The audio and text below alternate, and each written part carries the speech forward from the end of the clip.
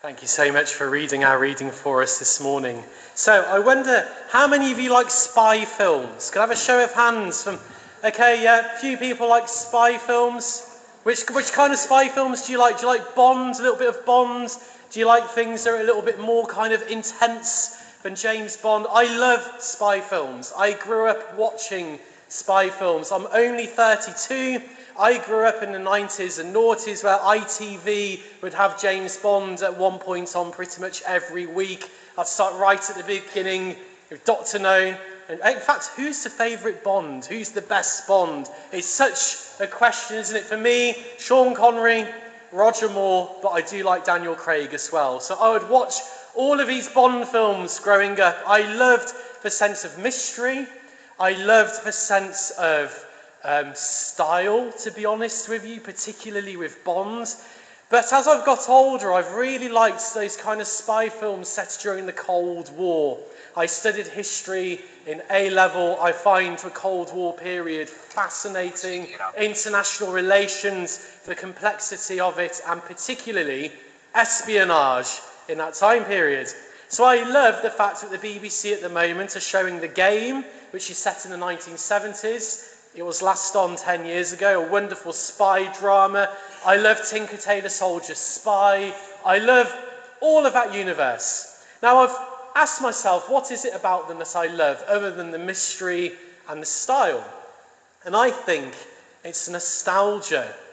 It's nostalgia for a time that actually I didn't know, but yet I have a sort of nostalgia for it anyway.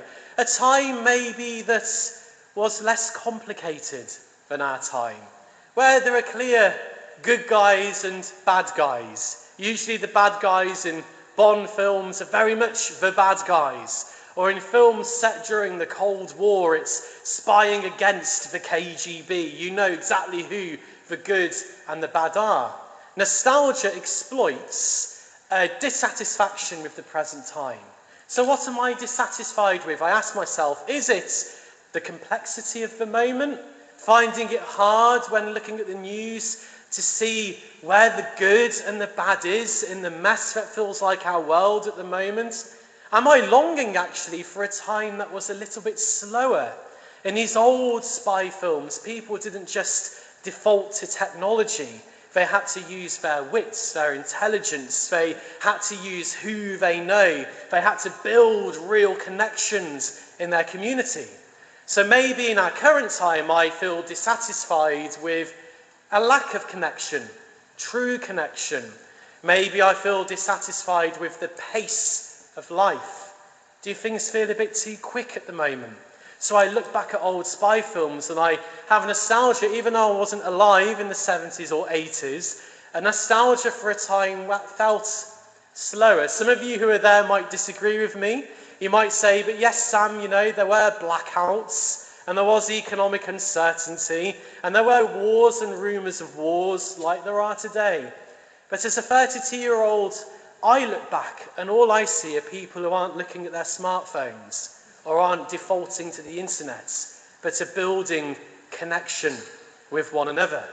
I also look back at a time that was slower, and that valued gentleness. A good, proper spy thriller takes a while to work itself out. Things are joined together. In the drama I was watching last night, the chap actually stopped halfway through to have a brandy. He's having a conversation and, oh, old boy, that's all very interesting, and sat down and sipped his brandy for 5 minutes. What a wonderful way of approaching things.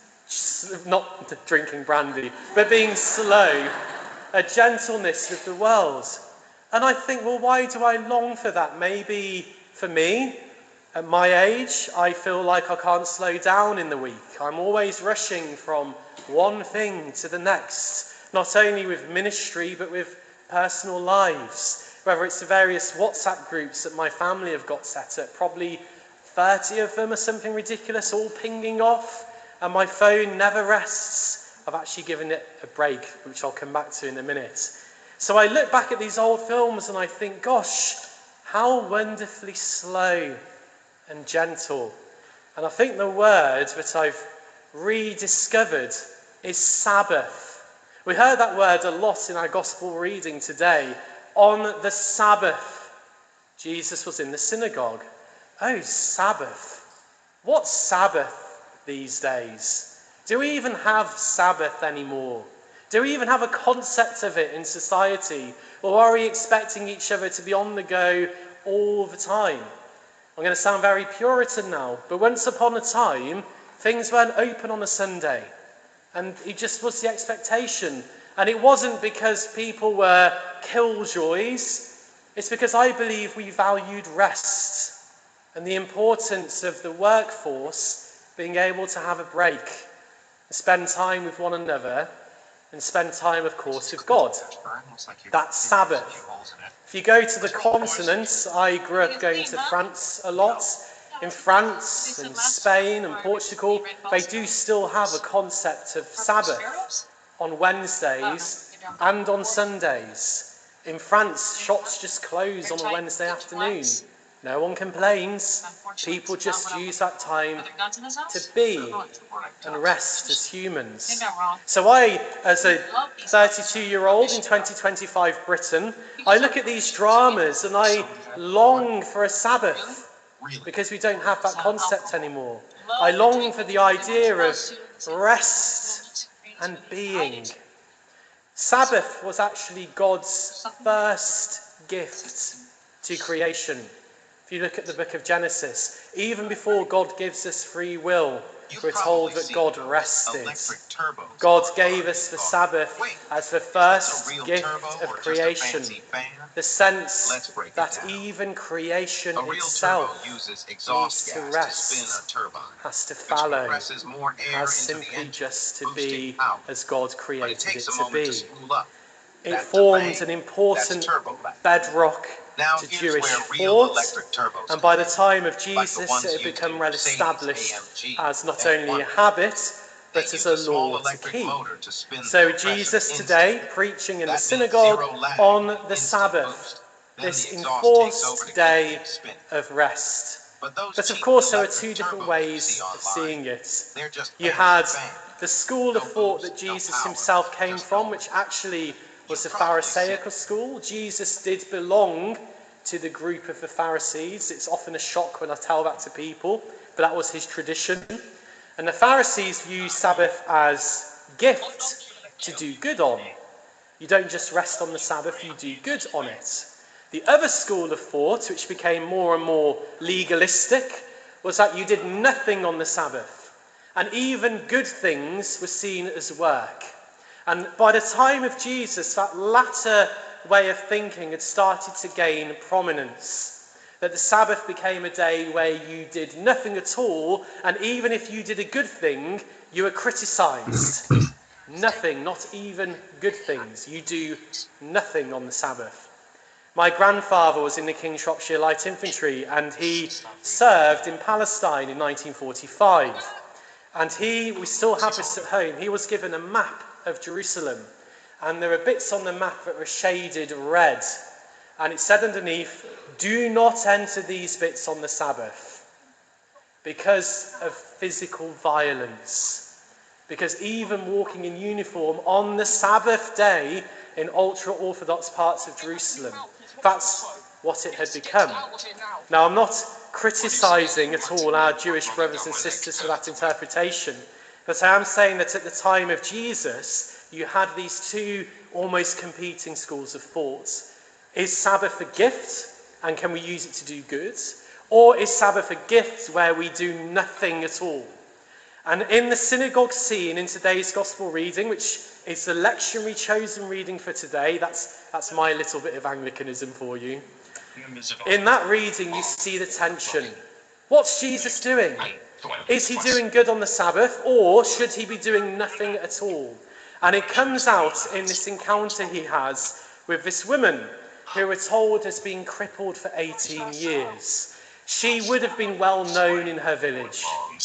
There are small communities in the Holy Land. Everybody in the synagogue would have known that woman. They would have probably seen her coming in and out of the women's part of the synagogue. They would have seen her in the street. They would have probably avoided her or even considered her unclean. she would have been probably stooped over by this problem that she had, which was probably a back problem or possibly a psychological problem or a bit of both. Luke, writing his gospel, puts a spiritual element on what she's suffering with. And Jesus encounters her, and Jesus being Jesus, he sees her invitation and her request, and he responds, and he heals her. Now, you'd think that the people there would be amazed at what they'd just seen, but what happened straight away? The official of the synagogue, now the synagogue officials were actually more powerful than the rabbis. They ran the synagogue. They made sure everything happened as it should. They were extremely well-respected men in their communities as well. So if they said something particularly critical to you as the guest preacher, like I am today, in the synagogue, it landed and it hurts. So this man stands up, and instead of saying, well, that's amazing, isn't it, folks, what we've just witnessed? He says, he's had 6 days of the week to heal this woman, and he's healed her on the Sabbath. That's wrong. So he doesn't see who Jesus is. He overlooks Jesus.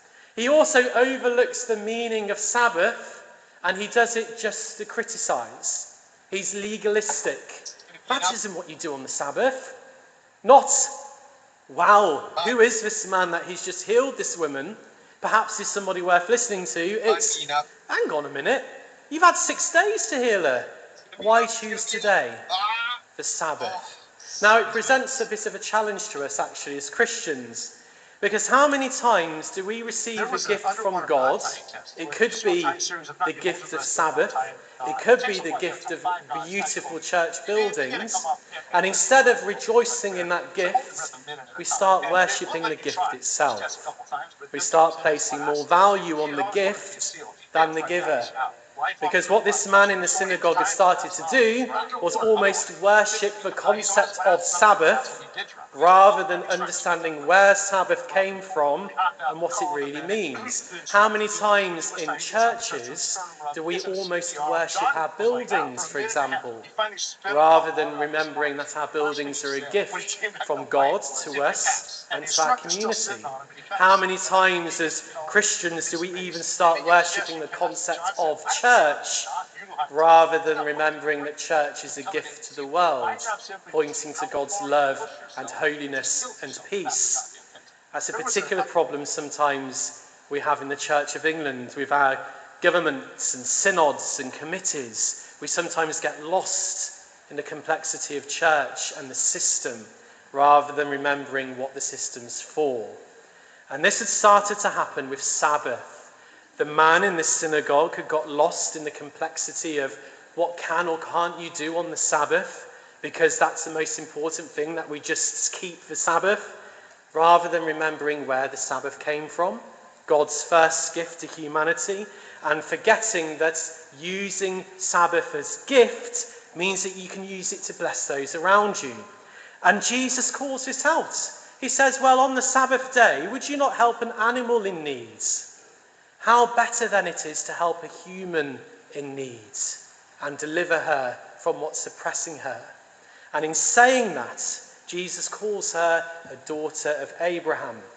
And this is so significant, because what Jesus is doing is he is equating her with the people of Israel themselves. He is saying that in the same way you would help an animal on the Sabbath, in the same way I can help a human on the Sabbath, and in the same way God wants to help you people and deliver you from oppression and deliver you into freedom and liberty and healing and peace and justice. And yet all of that had been overlooked. The man couldn't see Jesus' mission. He couldn't see his identity. He couldn't see the meaning of Sabbath because he was so fixated on legalism. That's not what you do on the Sabbath. Again, it's that deep challenge to us as Christians. Do we get fixated on the wrong things? Oh, you can do this in church, you can't do this in church. You can do this in our building, you can't do this in our building. When we're forgetting the gifts that God has given us.